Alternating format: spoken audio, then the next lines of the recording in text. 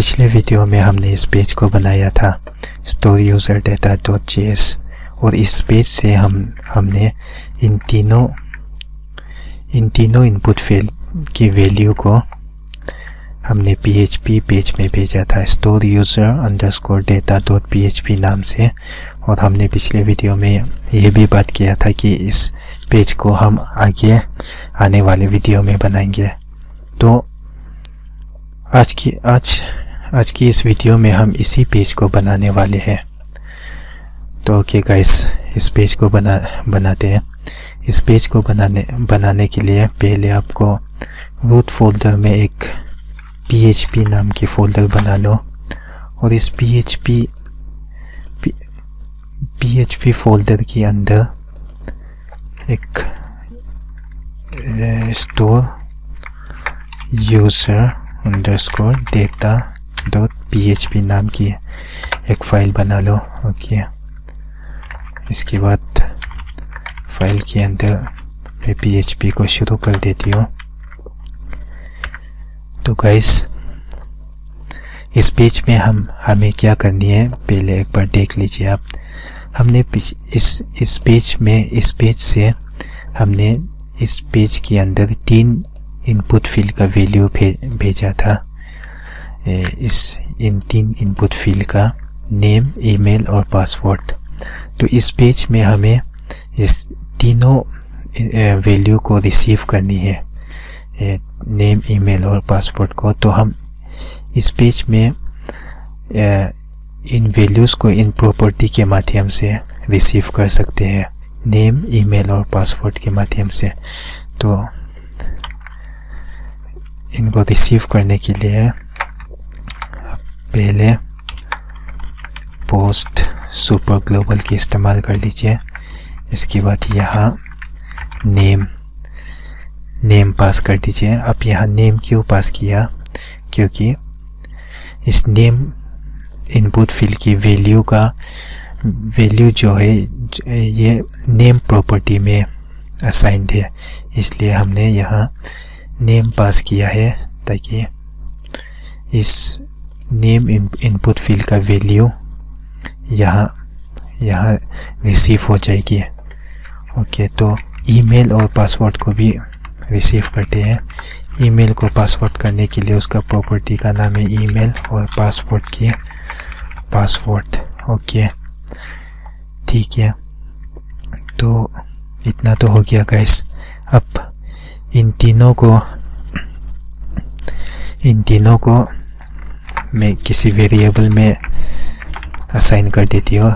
जैसे नेम को name variable में असाइन कर दिया, ईमेल को ईमेल वेरिएबल में और पासवर्ड को पासवर्ड वेरिएबल में।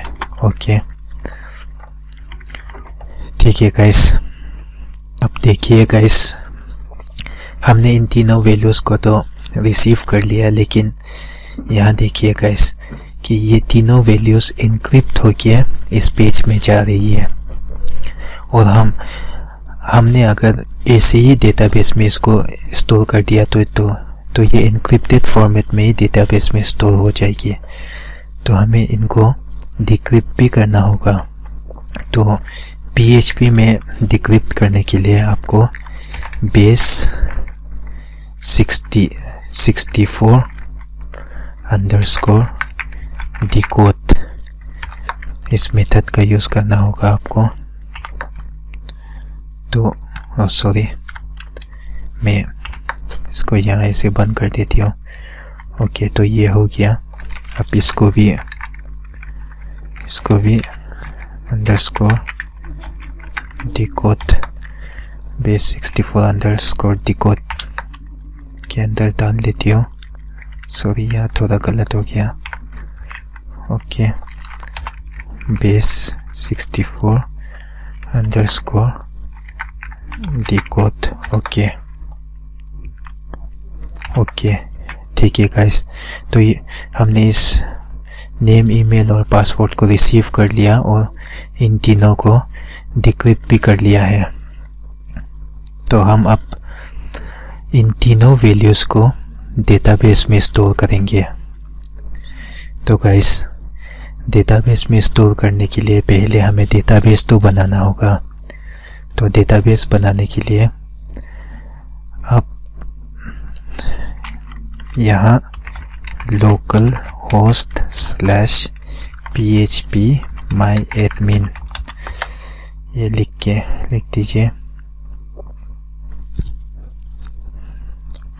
ओके, जब तक ये हो रही है यहाँ मैं एक और फाइल बना लेती हूँ PHP के अंदर।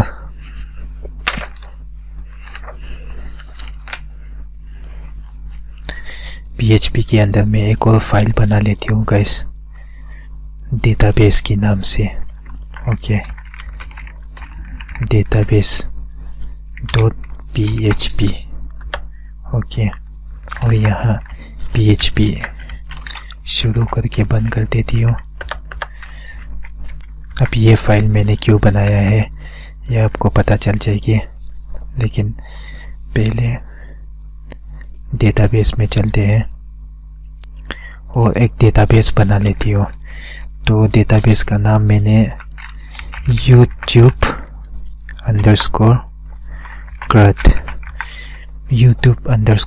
नाम से एक डेटाबेस बना लिया है और इसको क्रिएट कर देती हूँ। तो देखो गाइस, डेटाबेस क्रिएट हो चुकी है। ओके, अब यहाँ टेबल बनाने को कह रही है, लेकिन हम टेबल नहीं बनाएंगे। यहाँ हमें सिर्फ डेटाबेस बना के छोड़ देनी है। टेबल हम डायनामिकली बनाएंगे कोडिंग की हेल्प से। तो आप भी ऐसे ही कीजिए, सिर्फ डेटाबेस बना के छोड़ दीजिए। यहाँ टेबल हम खुद बनाएंगे। तो चलते हैं कोडिंग में। और गाइस, हमने डेटाबेस तो बना लिया है, लेकिन डेटाबेस को कनेक्ट भी करना होगा यहाँ।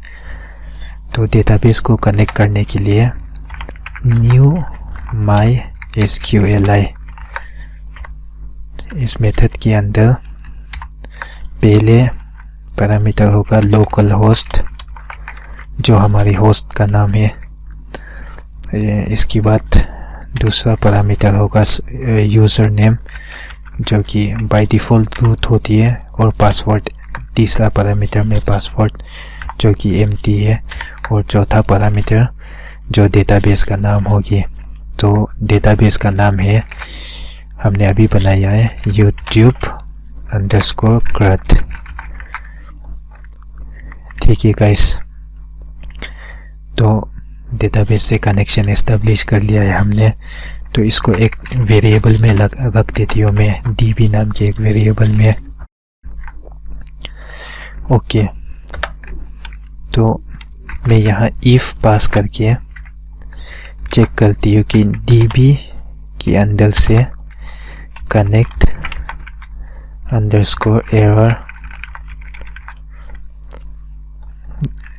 एरर को चेक करती हूँ। और अगर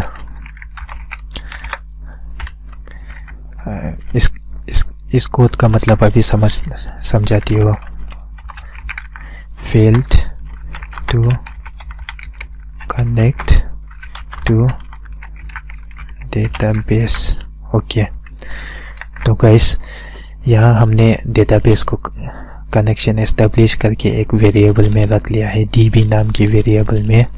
और हमने चेक किया है कि क्या डेटाबेस सक्सेसफुली कनेक्ट हो चुकी है। अगर सक्सेसफुली कनेक्ट हो चुकी है तो ये इफ़ का ब्लॉक, ये जो ब्लॉक है, ये एग्जीक्यूट नहीं करेगी। क्यों? क्योंकि हमने यहाँ db के अंदर से कनेक्ट एरर मेथड को चेक किया है। अगर डेटाबेस ठीक से कनेक्ट नहीं होगी तभी ये कनेक्ट एरर मेथड हमें कनेक्शन एस्टेब्लिश ना होने की रीज़न बताएगी हमें। तो ये ठीक से देखो, ये इफ़ के अंदर है, मतलब अगर ये इफ़ का ये ब्लॉक एग्जीक्यूट किया तो डेटाबेस कनेक्ट नहीं हुआ है। और डेटाबेस कनेक्ट नहीं हुआ तो ये एग्जीक्यूट करेगी ये ब्लॉक। और यहाँ डाई के अंदर मैंने ये लिख दिया है fail to connect to database. मतलब अगर डेटाबेस कनेक्शन एस्टेब्लिश नहीं हुआ तो ये मैसेज हमें दिखेगी, और इसकी बात इसकी नीचे कितनी भी कोड होगी वो एग्जीक्यूट नहीं करेगी, क्योंकि हमने इसको डाई के अंदर डाल दिया है। ओके, ठीक है गाइस, तो चलते हैं इसके अंदर। और यहाँ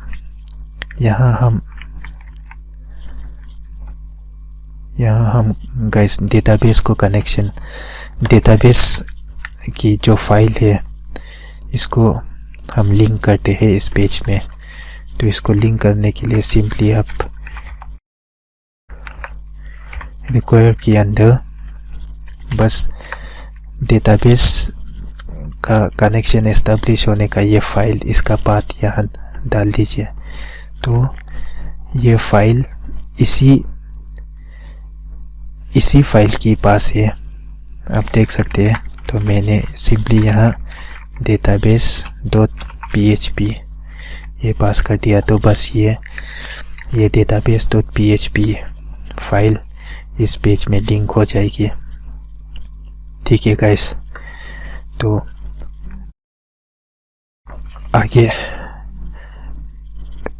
आगे की कोडिंग करते हैं। अब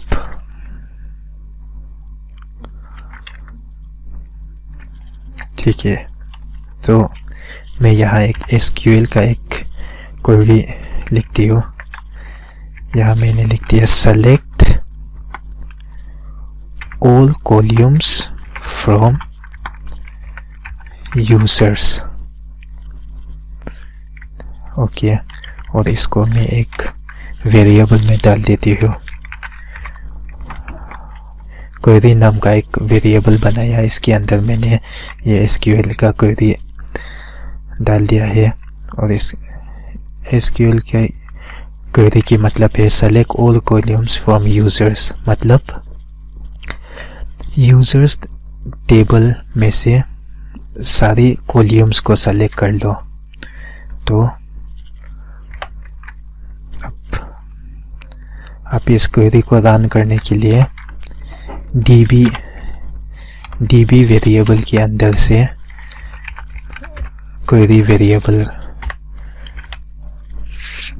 क्वेरी मेथड के अंदर इसे डालनी होगी हमें। इसको इस वेरिएबल को डालनी होगी। तो मैं यहाँ सिंपली इस वेरिएबल को डाल देती हूँ। तो ये करने से ये क्वेरी रन हो जाएगी। ओके, तो इसको भी एक वेरिएबल में डाल देती हूँ, रिस्पॉन्स नाम की वेरिएबल में। ओके, तो यहाँ स्पेलिंग थोड़ा गलत हो गया, रिस्पॉन्स। ठीक है, तो यहाँ मैंने if पास किया और if के अंदर रिस्पॉन्स को डाल दिया, और ये if और ये else। ओके गाइस, तो इस कोड का मतलब मैं एक बार समझा देती हूँ आप लोगों को। हमने डेटाबेस कनेक्शन एस्टेब्लिश कर लिया और इस पेज में लिंक कर दिया डेटाबेस को। इसके बाद हमने एक SQL का क्वेरी चलाया। SQL की query select all columns from users, इस क्वेरी को चला के हमने क्वेरी नाम की एक वेरिएबल में डाल दिया और इस क्वेरी को रन कर दिया। आपको SQL आती है तो ये इसको यहाँ तक की कोड समझ में आ गई होगी आपको। और इसको हमने एक रिस्पॉन्स नाम की वेरिएबल में डाल दिया। ओके, तो ये रहा if का ब्लॉक। और if else स्टेटमेंट शुरू करके मैंने if के अंदर रिस्पॉन्स को डाल दिया। तो इस कोड का मतलब क्या है कि मतलब हमने select all columns from users किया है। तो आपको याद होना चाहिए कि जब हमने डेटाबेस बनाया तो हमने सिर्फ डेटाबेस बनाया है, हमने कोई टेबल नहीं बनाया है यहाँ। तो हमने यहाँ इस डेटाबेस यूट्यूब क्लास के अंदर कोई टेबल नहीं है। तो ये क्वेरी तो फॉल्स हो जाएगी, मतलब इस डेटाबेस में कोई टेबल ही नहीं है, तो ये क्वेरी फॉल्स हो जाएगी। तो अगर ये फॉल्स हुआ तो यहाँ एल्स की ब्लॉक एग्जीक्यूट करेगी। और अगर बाई चांस यहाँ टेबल होता तो ये इफ का ब्लॉक एग्जीक्यूट करता। तो हम यहाँ टेबल डायनामिकली बनाने वाले हैं, इसलिए हमने ऐसा किया है। तो अभी देखो गाइस, अभी इस डेटाबेस में यूट्यूब क्रट नाम की डेटाबेस में कोई टेबल नहीं है, तो ये क्वेरी तो फॉल्स हो जाएगी और एल्स एग्जीक्यूट करेगी। तो हम इस एल्स के अंदर ये यूजर्स टेबल बनाएंगे, ठीक है। तो यूजर्स टेबल बनाने के लिए पहले मैं यहाँ टेबल की कोडिंग ही कर देती हूँ। टेबल बनाने के लिए पहले क्रिएट टेबल, और कौन सी नाम से टेबल बनानी है, तो हमें इसी नाम से टेबल बनानी है, यूजर्स नाम से। तो मैं यहाँ पास कर देती हूँ यूजर्स। इसके बाद ब्रैकेट के अंदर हमें कितनी कॉलम चाहिए, तो पहले हमें आईडी कॉलम चाहिए, और इसका डेटा टाइप होगा इंट, और इसका लेंथ होगा 11। ओके, तो इसको नॉट नल कर देते हैं, मतलब ये नल नहीं रहेगी। और इसको ऑटो इंक्रीमेंट भी कर देते हैं, ऑटो अंडरस्कोर इंक्रीमेंट, ठीक है गाइस। इसके बाद हमें नेम नाम की एक कॉलम चाहिए, इसका डेटा टाइप होगा varchar। ओके, इसका लेंथ 100।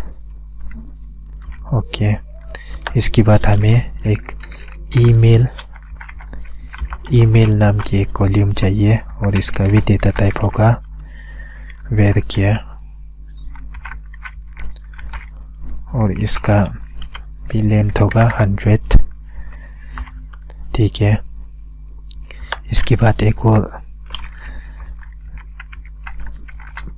पासवर्ड नाम से एक और कॉलम, इसका भी डेटा टाइप होगा varchar, और इसका लेंथ होगा, इसका भी 100।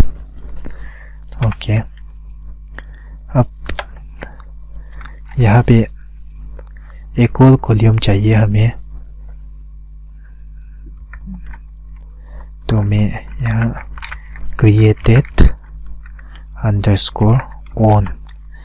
created on नाम का एक और कॉलम बना लिया है। तो इस कॉलम में हम इस टेबल को कब क्रिएट किया उसका डेट टाइम हम स्टोर करके रखेंगे, करेंट डेट टाइम, कब ये टेबल बना है उस टाइम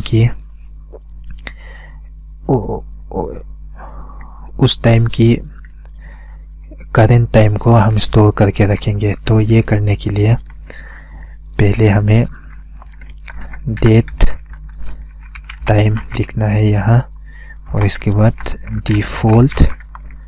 डिफ़ॉल्ट करेंट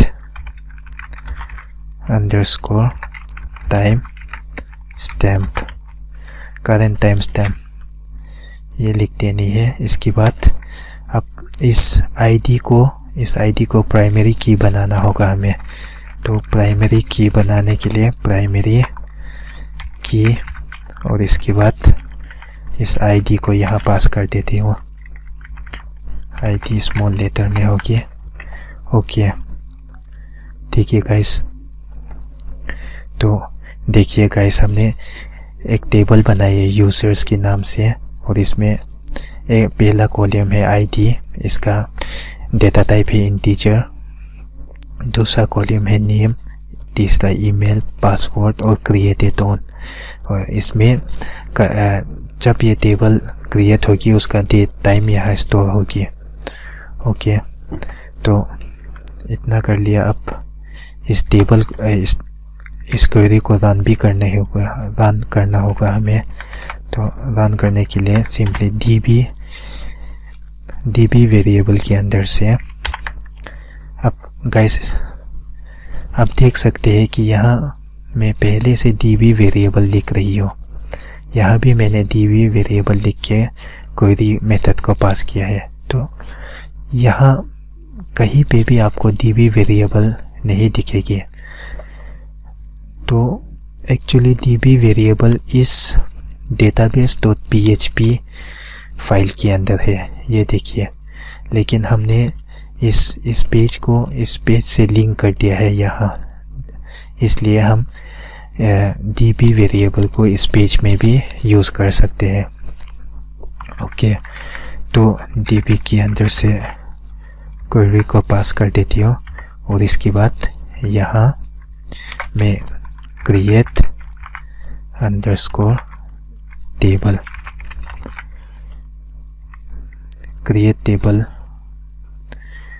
टेबल को डाल देती हूँ और इस पूरी क्वेरी को मैं क्रिएट टेबल इस वेरिएबल के अंदर डाल देती हूँ। तो अब क्या होगा कि ये SQL क्वेरी, ये पूरा क्वेरी इस वेरिएबल के अंदर है और ये क्वेरी चलेगी और इसके अंदर देखो ये क्रिएट टेबल वेरिएबल पास है। गाइस अब हमें चेक करनी होगी कि ये क्वेरी ठीक से चला या नहीं। तो चेक करने के लिए सिंपली इफ स्टेटमेंट के अंदर डाल दीजिए इसे और यहाँ पे इसका इस इफ स्टेटमेंट का ब्लॉक। इफ में हम कोडिंग करेंगे, पहले एल्स में कोडिंग कर लेती हूँ। तो देखो गाइस, ये एल्स कब एग्जीक्यूट होगी? जब ये टेबल सक्सेसफुली क्रिएट नहीं होगी तब ये एल्स एग्जीक्यूट होगी। तो यहाँ मैं इको से लिख देती हूँ unable to create table. Okay, और यहाँ इफ में और ये इफ ब्लॉक कब एग्जीक्यूट होगी? जब टेबल सक्सेसफुली क्रिएट हो जाएगी तब ये इफ ब्लॉक एग्जीक्यूट होगी। तो गाइस हम इस पेज में क्या कर रही है एक्चुअली, एक बार आप लोगों को रिवाइज कर देती हूँ। पहले हमने इस तीनों इनपुट फील्ड का वैल्यू हमने इस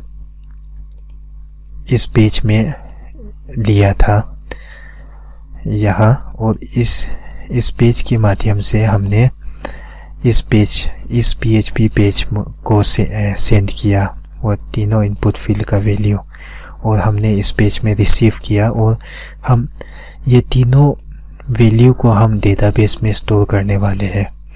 तो हम डेटाबेस में स्टोर करने के लिए डेटाबेस क्रिएट किया YouTube_CRUD के नाम से, और इसके अंदर हमने एक टेबल क्रिएट किया यूजर्स के नाम से। ओके, तो यूजर्स के अंदर कॉलम है ID, नेम, ईमेल, पासवर्ड। तो अब यहाँ तक हमने कोडिंग किया है टेबल क्रिएट करने के लिए, और इफ के अंदर डाल दिया है इसको।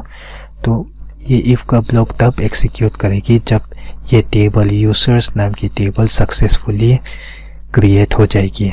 तो अगर टेबल यूजर्स नाम का टेबल सक्सेसफुली क्रिएट हो चुकी है तो हम इन डेटा को जो हमने रिसीव किया है इनको स्टोर करने की कोडिंग करेंगे। तो गाइस इनको स्टोर करने के लिए मैं SQL क्वेरी चलाती हूँ, इंसर्ट इनटू यूजर्स।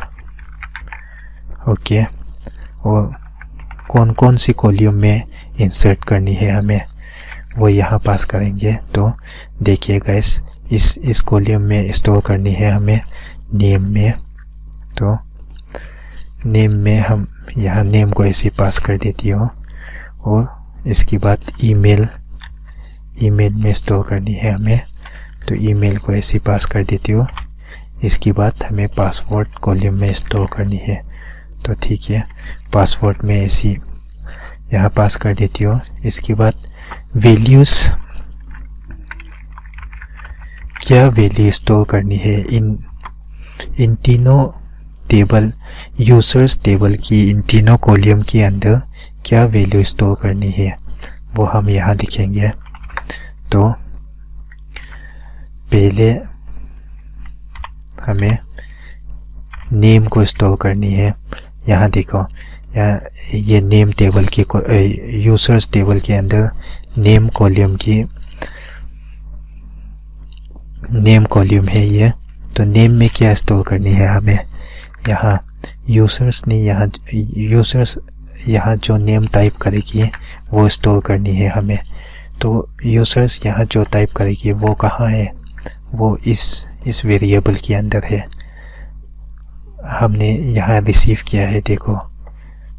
तो मैं यहाँ इसको ऐसे कॉपी करके यहाँ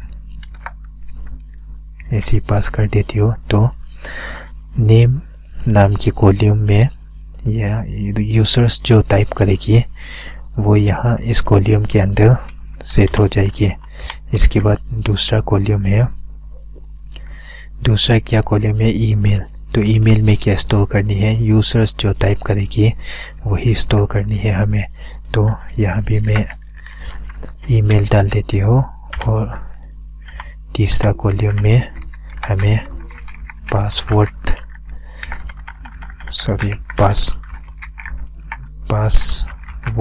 स्टोर करनी है। ओके, ठीक है गाइस। तो हमने टेबल बना के डेटा को भी स्टोर कर लिया है। अब हमें चेक करनी होगी कि क्या ये क्वेरी सक्सेसफुली रन हुआ कि नहीं। तो चेक करने के लिए सिंपली एक इंसर्ट अंडरस्कोर डेटा नाम से एक वेरिएबल बना रही हूँ मैं यहाँ। और इसके बाद इफ के अंदर इस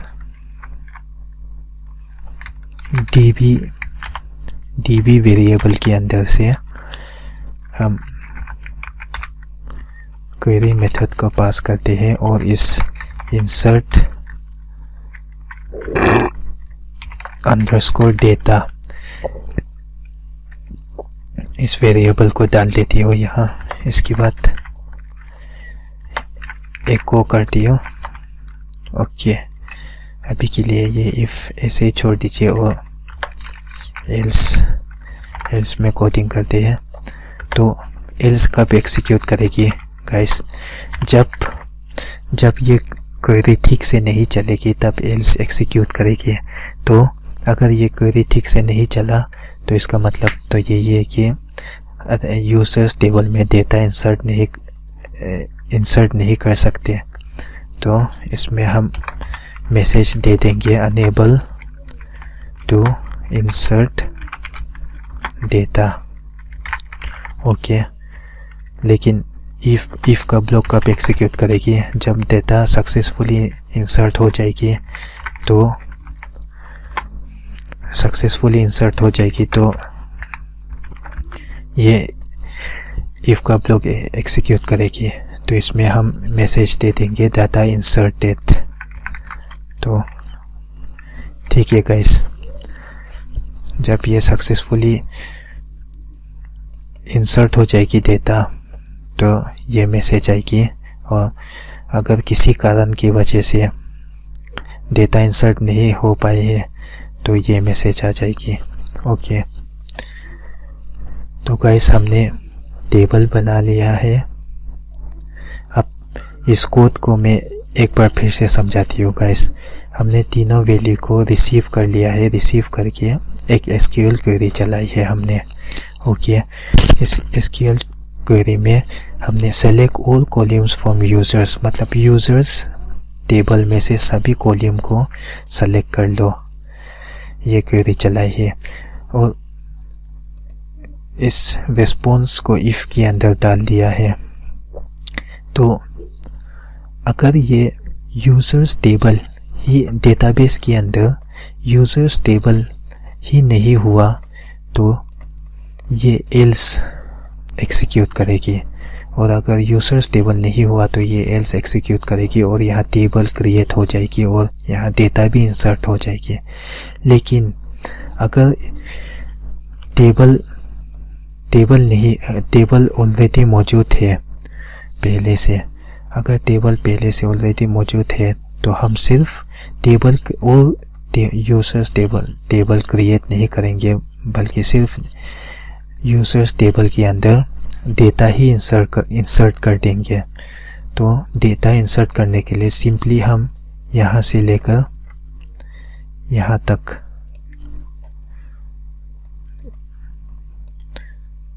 एक मिनट,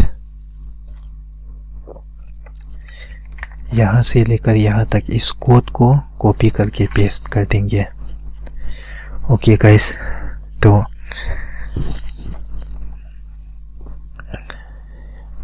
इस कोड को लगता है आप लोगों को समझ में आ गई होगी गाइस।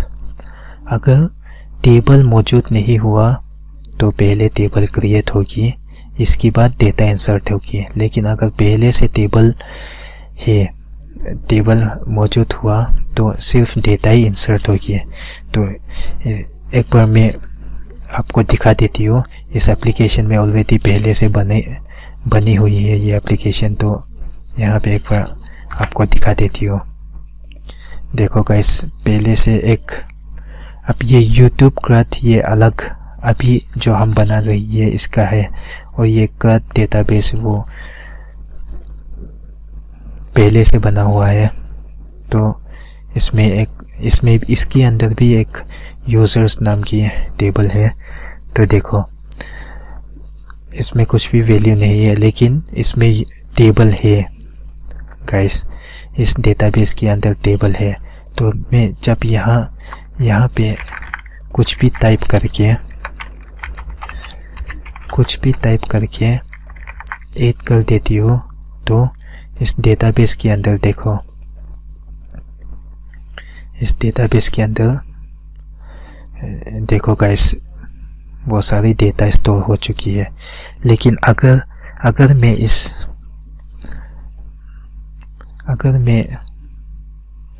इस टेबल को डिलीट कर दूँ,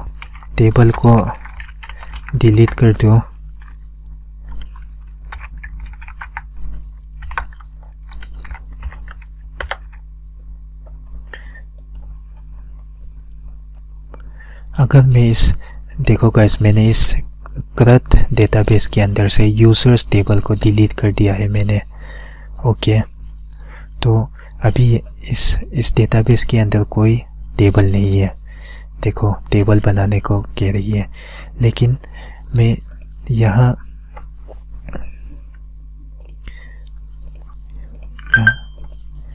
यहाँ पे गाइस एक नया इंफॉर्मेशन डाल देती हूँ। और देखो गाइस, इस डेटाबेस के अंदर कोई टेबल नहीं है। तो जब मैं यहाँ 8 पे क्लिक करूँगी तो ये कोड चलेगा, क्रिएट टेबल वाला, क्योंकि डेटाबेस के अंदर कोई टेबल नहीं है। तो पहला टेबल क्रिएट होगी, इसके बाद डेटा इंसर्ट होगी। देखो गाइस, मैं दिखा देती हूँ। ओके, देखो गाइस, यहाँ एक बार इसको रीलोड कर लेती हूँ मैं, और देखो गाइस, एक यूज़र्स नाम का टेबल बन चुकी है और टेबल के अंदर ये इंफॉर्मेशन भी आ चुकी है। लेकिन अभी ये यूज़र्स टेबल ऑलरेडी मौजूद है। तो अगर मैं यहाँ और भी कुछ नया डेटा इंसर्ट करूँगी, तो एग्जांपल मैंने ये सब इंसर्ट कर दिया, और जब मैं 8 पे क्लिक करूँगी तो ये कोड चलेगा, क्योंकि ये यूज़र्स टेबल पहले से मौजूद है। तो टेबल क्रिएट नहीं होगी, सिर्फ ये कोड एग्जीक्यूट करेगी और सिर्फ डेटा इंसर्ट कर देगी इस यूज़र्स टेबल के अंदर। तो देखो गाइस, ये भी इंस्टॉल हो गया होगा। देखा गाइस, तो ये भी इंस्टॉल हो चुकी है। ओके, तो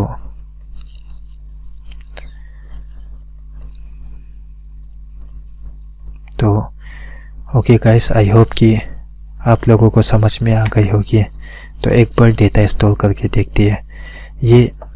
ये पहले से बनाया हुआ एप्लीकेशन है। ये पूरा बना लिया है ये मैंने, लेकिन ये अभी बना रही है।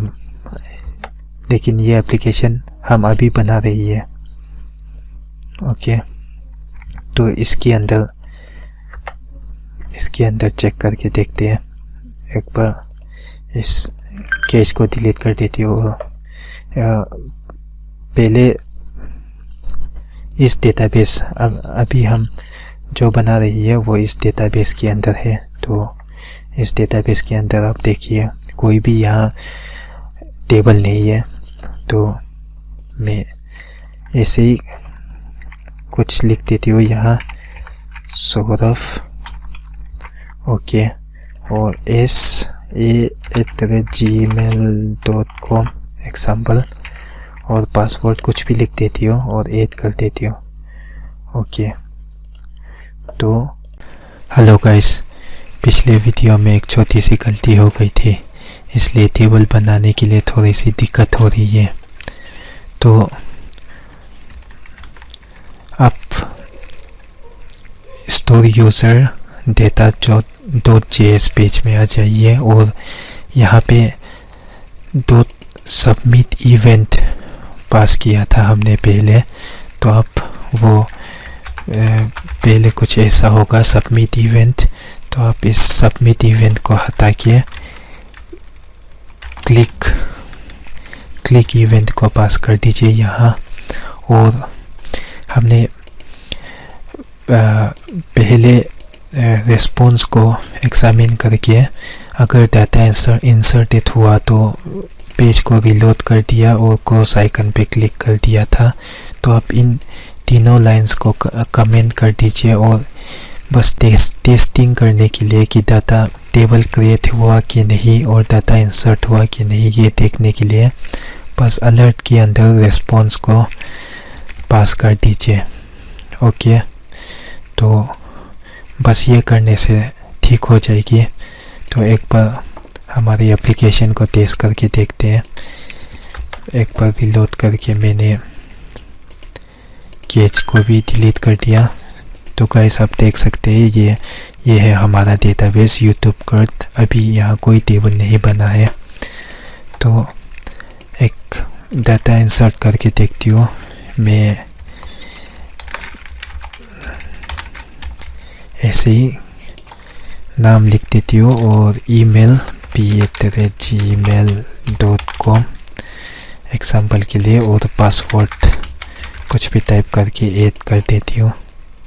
तो देखो गाइस, अलर्ट में डाटा इंसर्टेड आ चुकी है और ये यहाँ से आ रही है अलर्ट यहाँ से। तो हमने यहाँ PHP पेज में एको किया था कि अगर डाटा सक्सेसफुली इंसर्ट हो जाए तो मैसेज आना चाहिए डाटा इंसर्टेड, नहीं तो अनेबल टू इंसर्ट डाटा। तो इस पेज में सक्सेस के अंदर हमें रिस्पॉन्स मिल रही है और डाटा इंसर्टेड आया, मतलब हमारा डाटा सक्सेसफुली इंसर्ट हो चुकी है। तो इसको ओके कर देती हूँ और एक बार डाटाबेस में चेक करके देखती हूँ। मैं इसको एक बार रिलोड करके आपको दिखा देती हूँ।